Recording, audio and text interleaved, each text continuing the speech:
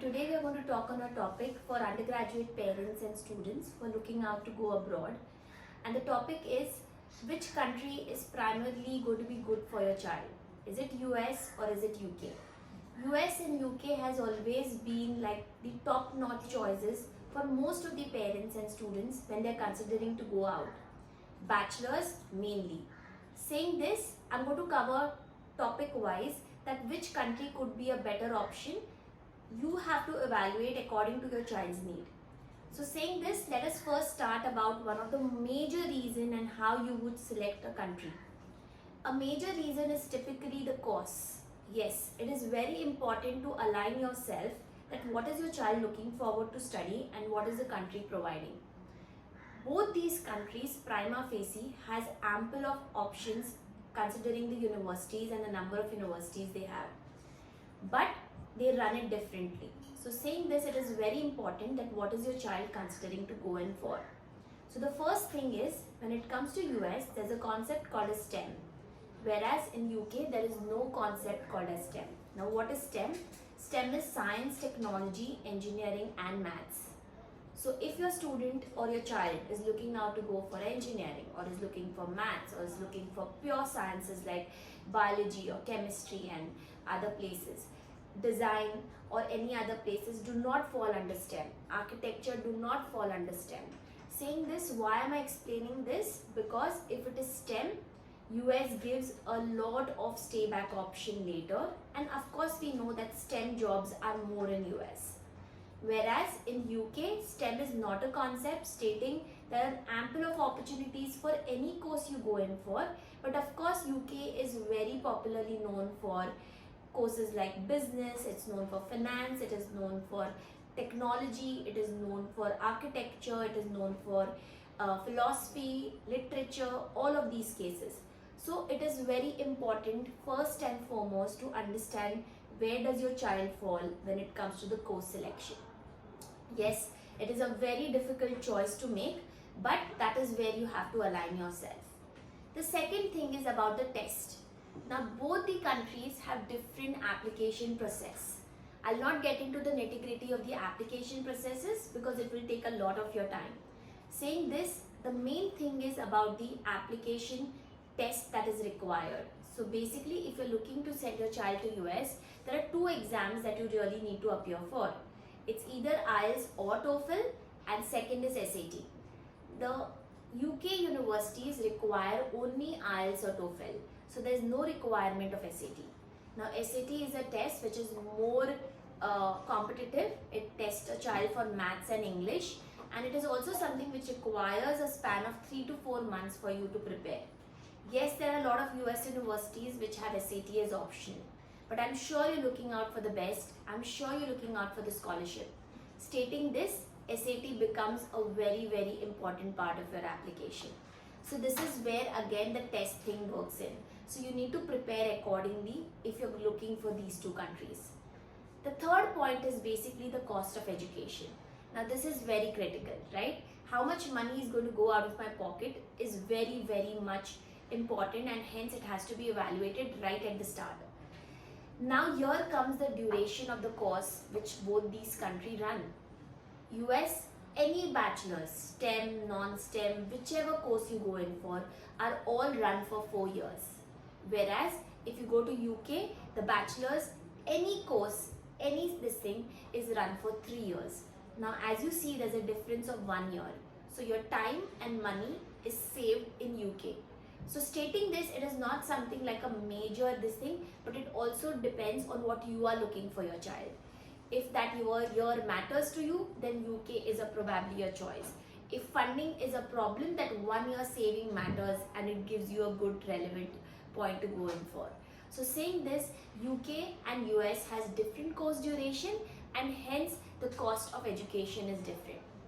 Typically in UK, you could look out for an education cost ranging from 12 lakh to 22 lakhs per year.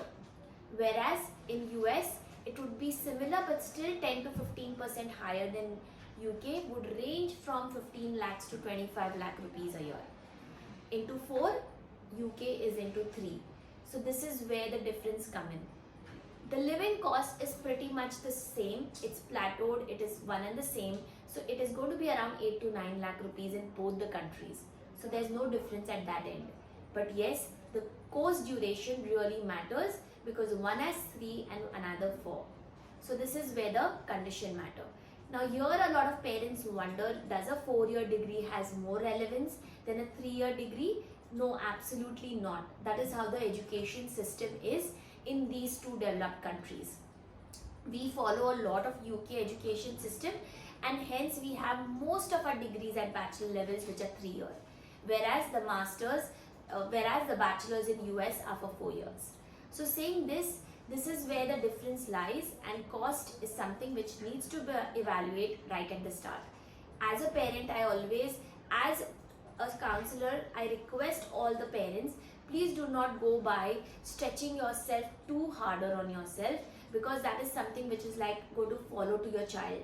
So always look for what is more suitable for you. You stretch a little at a comfort zone, but not a financial stretch which causes a misery to you and your child consequently.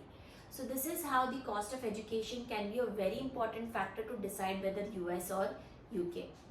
Now coming to weather is also a very integral part when a student or a parent decide where a child will spend another 4 years or 3 years out there. But as you know, both these countries, US prima facie being so large enough, there are different weathers in different states. So when it comes to US, you can probably select, if you don't want a colder region, you could look for Texas, you could look for Arizona or California.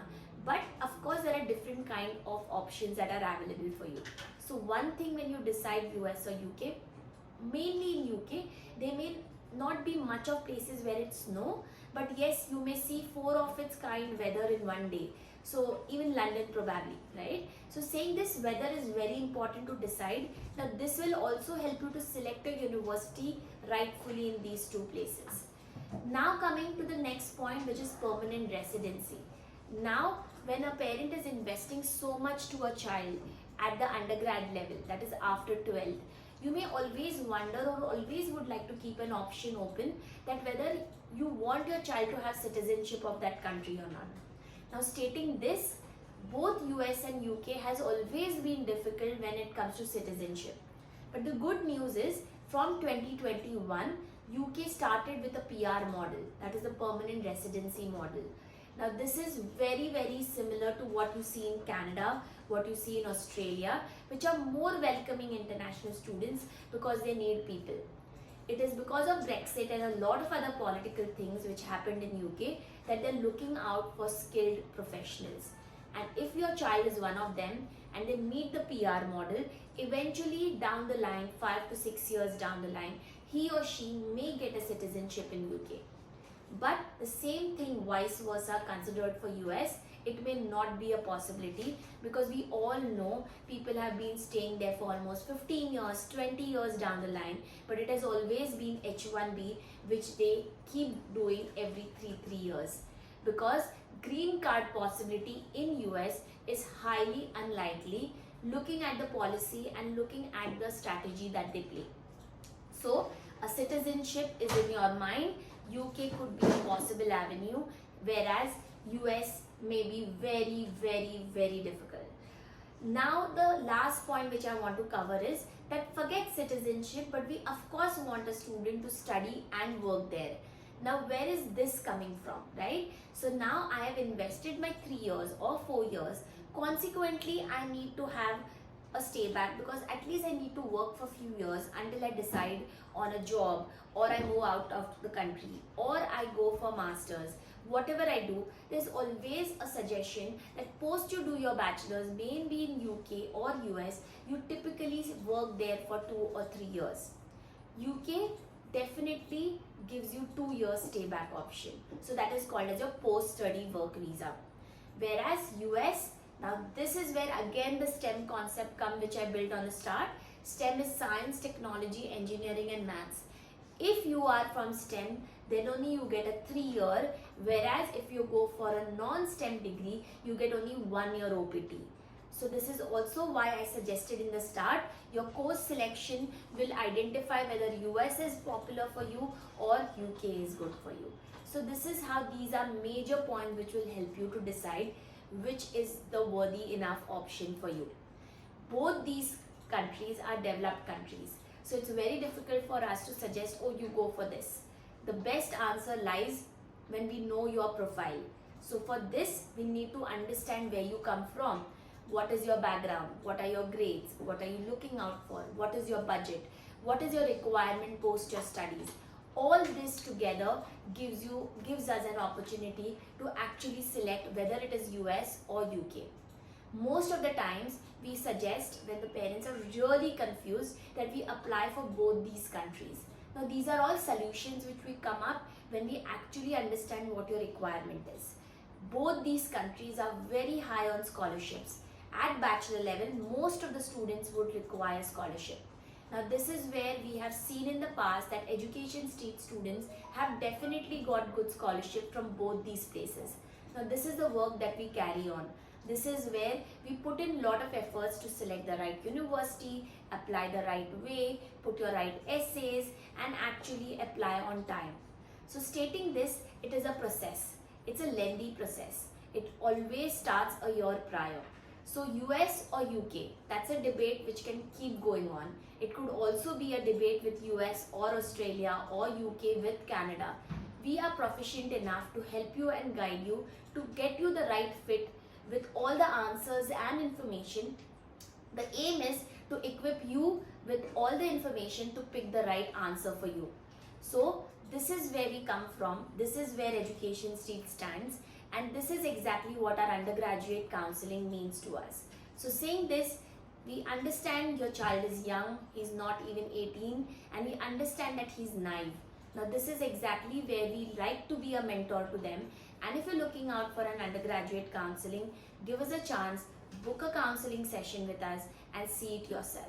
So thank you so much to watch this video. If you have any questions, if you have any doubts, if you have any other topic that you want us to make a video about, please leave your comment over below the video and we would definitely come back to you. Thank you so much.